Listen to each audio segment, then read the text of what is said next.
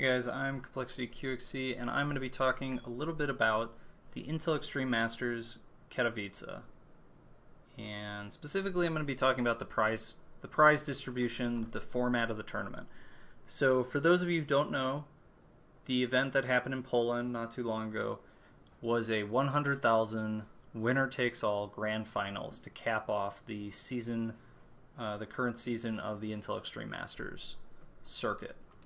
So it was a compilation of winners and runner-ups, as well as a few invited players and players who fought their way through the open bracket in order to be placed into the tournament. But at the end of it all, only one person took home any money at all. And I'm just going to talk a little bit about what I think about that. So I've talked a bit to some of the guys behind the decision to make the tournament what it was, some of the people who work for ESL, admins, management. And the idea is to create the most stressful and dramatic tournament that we've ever seen.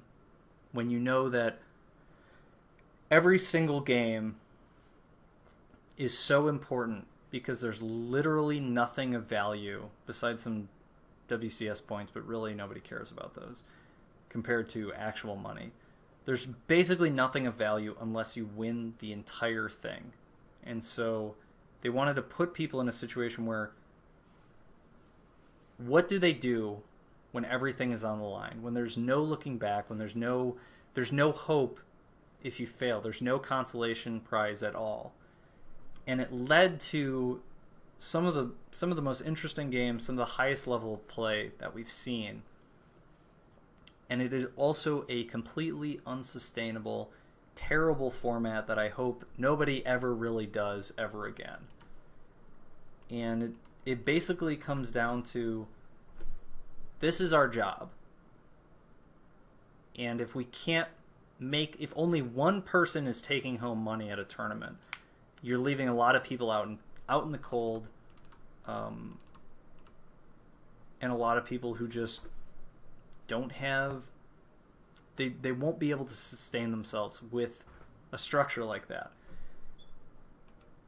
Every once in a while, I could see an organization doing something like this. You throw a lot of money, you make it winner takes all. It brings a lot of attention. It's like a big publicity stunt. But I wouldn't want to see anything like this for at least 5 years, and maybe even more. It's just, it doesn't support the scene.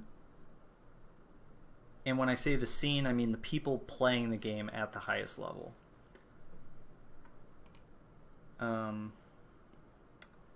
Besides the obvious monetary, the financial lack of, for everybody except the first player, the way tournaments reward money is supposed to be kind of based on how much a player contributes to the event. At least that's a possible interpretation. So first place, the big winner, contributed the most. He put on the best show. He did the best job at the thing. Second place, wasn't quite as good as first place, but he was pretty close. So you give him, somewhat less money, but still a lot of money. And then as you go down the line, you get further and further away. You have players who contributed less and less and less to the overall entertainment value of the show. That's kind of generally how it works. Obviously, there are exceptions where certain players who don't go very far may draw more attention or whatever, but that's not usually how it goes. And so the general prize structure rewards people in the way that the tournament is set up.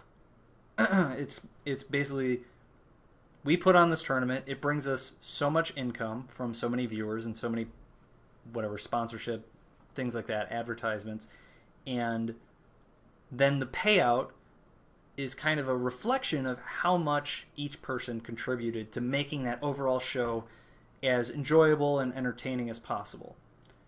And another thing that this winner takes all says is only one person made the show. And that's obviously not true. No tournament exists without a large player base. If there was only one real player at a tournament, then nobody's going to watch it because it's not interesting. You need the conflict. You need to know that you can't know who's going to win. If you look at a bracket and you say, this player will win, I'm 90% sure they are so much better than everyone else, that's not an interesting event to watch. It's the contributions, the high-level play that every single player is bringing to the event that makes it so dynamic, so interesting, that draws so much attention. And a winner-takes-all format really doesn't reflect that. And I guess this blog is, or this opinion piece is, so I wasn't at Katowice. I didn't play for that style.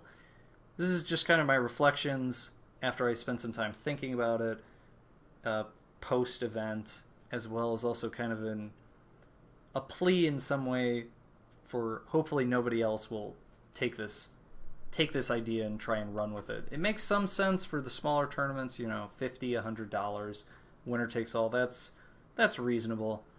But once it starts to get into the amount of money that people actually need to make this a sustainable career, it absolutely should not even be considered really at all, or anymore, hopefully. Or at least not for a very long time. Anyway, that's me, Complexity QXC, talking about the prize distribution and format of Intel Extreme Masters Katowice 100,000 winner takes all tournament. Hope you enjoyed it. I'll see you next time.